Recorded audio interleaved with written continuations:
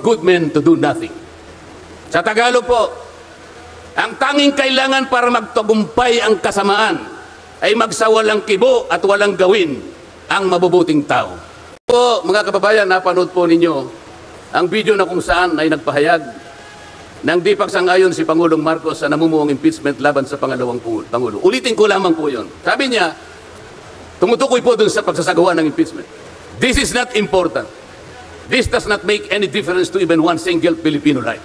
So why waste on this? What will happen if somebody files an impeachment? It will tie down the House. It will tie down the Senate. It will just take up all our time, and for what? For nothing. For nothing. Sabi po niyo ito, none of this will help improve a single Filipino life.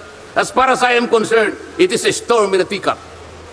It's a tempest in a teacup. Ang ibig sabihin, isang napakaliit na bagay na pinipilit ninyong palakihin. Napakalaki ng problema ng bansa ang inaharap natin. Ito ang ating atupagin. Ito yung gustong mangyari ng Pangulo ng Republika ng Pilipinas. Sumagot po. Sumagot po ang liderato ng House of Representatives. At sa isang bahagi, ang sabi po niya, ito po, kinuha ko lang yung isang bahagi sa isang mahabang manifestong ginawa nila. Sabi po ng House of Representatives, bilang tugon doon sa sinabi ng ating Pangulo. Sabi po niya, together, let us rally behind our President to protect and preserve the gains of democracy as we build a stronger, more united, and more prosperous republic. Pero nasaan po kaya? Nandito po kaya lahat yung mga sumama sa manifesto ito na sumusuporta na mag-rally tayo sa likod ng Pangulo? Tayo'y magkaisa upang panindigan yung nauna niyang pahayag na ang gusto nating unahin na pagkaisahan ay yung pagtugon, pag-address sa mga problema ng bansa. Nasaan kaya sila?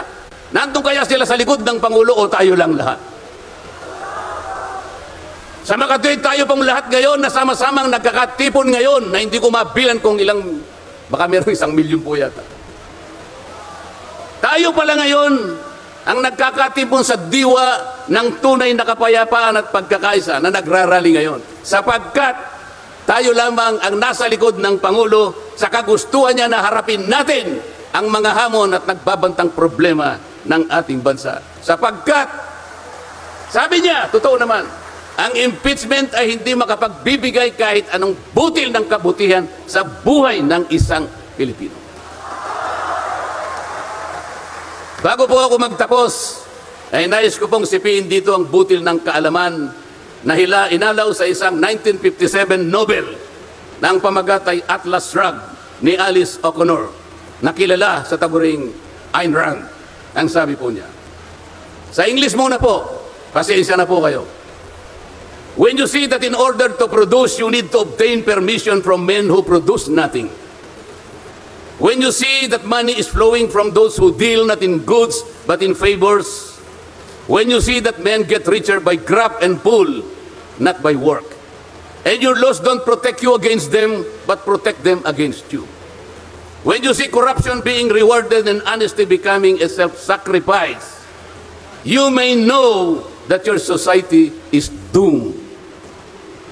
Kapag nakikita po ninyo na para tayo ay mag-produce, ay hingi pa tayo ng permiso sa mga taong hindi naman nakakapag-produce, at nakikita po nyo na umaapaw ang pera sa pamagitan ng patagong transaction at hindi sa pamagitan ng mga merchandise na nakikita natin.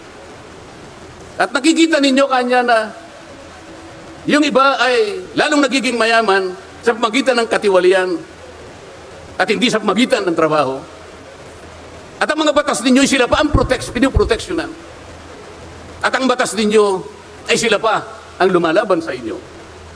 At kapag ang corruption ay ito ang itinatadhana, ito ang binibigyan ng reward. At yung katapatan ay ito ay nagiging sakripisyong pang-personal.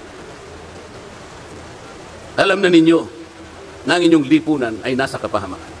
Mabigat po ito. Mabigat po ito. Ito ang dapat harapin ngayon sa pamamagitan ng pagkakaisa, pagkakasundo at kapayapaan. Hindi po biro-birong problema ang inaharap ng ating bansa.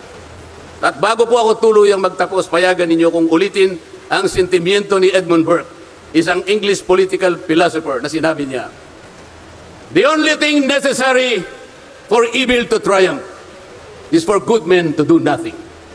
Sa Tagalog po, ang tanging kailangan para magtagumpay ang kasamaan ay magsawalang kibo at walang gawin ang mabubuting tao. Po, mga kababayan, napanood po ninyo ang video na kung saan ay nagpahayag